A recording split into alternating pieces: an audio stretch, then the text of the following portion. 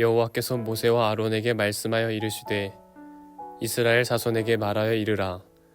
육지의 모든 짐승 중 너희가 먹을 만한 생물은 이러하니 모든 짐승 중 굽이 갈라져 쪽발이 되고 새김질하는 것은 너희가 먹되 새김질하는 것이나 굽이 갈라진 짐승 중에도 너희가 먹지 못할 것은 이러하니 낙타는 새김질은 하되 굽이 갈라지지 아니하였으므로 너희에게 부정하고 사반도 새김질은 하되 굽이 갈라지지 아니하였으므로 너희에게 부정하고 토끼도 새김질은 하되 굽이 갈라지지 아니하였으므로 너희에게 부정하고 돼지는 굽이 갈라져 쪽발이로되 새김질을 못함으로 너희에게 부정하니 너희는 이러한 고기를 먹지 말고 그 주검도 만지지 말라.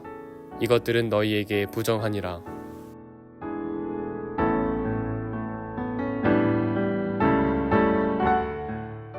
오늘은 레위기 11장에 있는 말씀을 가지고 정한 짐승과 부정한 짐승에 관한 이야기를 같이 나누도록 하겠습니다. 레위기를 보면 1장부터 7장까지는 제사법에 관한 이야기가 나와요.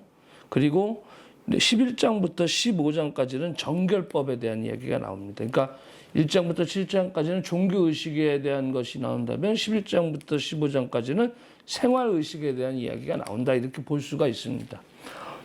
유대인들에게 있어서의 그 정결의식은 굉장히 중요한 문제였습니다. 왜냐하면 이스라엘 백성들이 출애굽을 해가지고 가나안 땅에 이르렀을 때, 그리고 가나안 땅에서 살게 됐을 때, 그때 그들의 삶 가운데 건강의 문제가 굉장히 중요하잖아요. 질병의 문제가 굉장히 중요하거든요.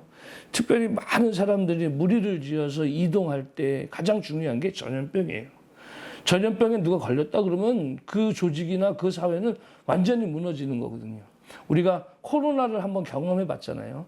코로나 때 뭐 어디는 괜찮고 어디만 나쁘고 이런 게 아니라 온 국민이 다 긴장을 할 수밖에 없었던 거죠. 보이지 않는 바이러스 때문에 그런 것처럼. 그래서 오늘 11장에는 이 정결한 것과 부정한 것에 대한, 특히 음식에 관한 이야기가 많이 나옵니다.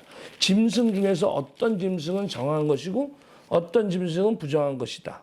새 중에서는 어떤 것이 정한 것이고 어떤 것이 부정한 것이다.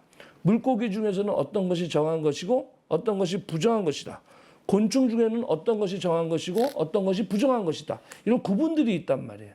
그래서 정한 것은 먹어도 되는 것이고 부정한 것은 먹지 말아야 하는 것이다, 이렇게 얘기를 했는데, 가만히 보면 우리들이 혐오스러운 것, 좀 그런 것들은 먹지 못하는 부정한 음식으로 구분되어져 있고, 그 다음에 그렇지 않은 것들은 이제 먹어도 되는 것으로 되어 있는데, 일단 짐승에 있어서는 굽이 갈라져 족발이 되고 그 다음에 새김질하는 것은 너희가 먹되, 이렇게 계세요. 굽이 갈라져서 족발이 됐다라는 얘기는 우리 뭐 돼지 족발 뭐 이렇게 얘기하잖아요. 족발이라는 뜻이 이게 굽이 갈라졌다라는 이야기를, 족발 이렇게 양쪽으로 갈라졌다라는 의미를 가지고도 있어요. 그래서 그 돼지 같은 경우는 갈라졌어요. 이건 먹어도 돼요. 그런데 되새김은 못한단 말이에요, 돼지는. 그러니까 먹으면 안 되는 음식 중에 하나인 거예요. 소는 굽도 갈라졌고 되새김도 해요. 그러니까 이건 먹어도 되는 짐승이 돼요. 사반, 토끼, 뭐 이런 낙타, 이런 것은 새김질을 하는데 발이 또 이렇게 갈라지지 않았어요. 그럼 또 먹지 말아야 돼. 두 개가 다 합당한 것에만 먹어라라는 이야기죠. 왜 그랬을까라는 얘기. 이스라엘 백성들이 출애굽을 하면서 광야길을 가고 사막길을 갈 때에 그들에게 필요한 짐승들이 있었어요. 함부로 먹어서는 어떻게 됩니까? 그들의 운송수반이나 낙타나 사반이나 이런 것들을 마구 먹게 되면 안 되겠죠. 뿐만 아니라 날씨가 그랬으니까 상하기가 쉬워요. 돼지 같은 경우는 상하기가 쉬워요. 하나님은 이런 것들을 다 아시고 먹을 것과 먹지 않을 것을 구분해 주셨어요. 정하다, 부정하다라는 얘기는 정한 것은 나에게 이익이 되는 것이고 부정한 것은 나에게 해가 되는 것이다, 이렇게 생각하면 돼요. 하나님께서 우리 몸 가운데 이것을 먹음으로 인해서 이익이 될 것인가 아니면 부정할 것인가, 이건 시기에 따라 달라지고 또 장소에 따라 달라지고 기후에 따라 달라질 것이라고 저는 그렇게 생각해요. 만약에 하나님께서 우리나라와 같은 기후 속에서 우리들에게 먹을 것과 먹지 말아야 될 것을 정해주셨다면 또 기준이 또 달라질 수 있지 않을까. 아무튼 하나님의 목적은 그래요. 하나님이 거룩하니 너희도 거룩해라.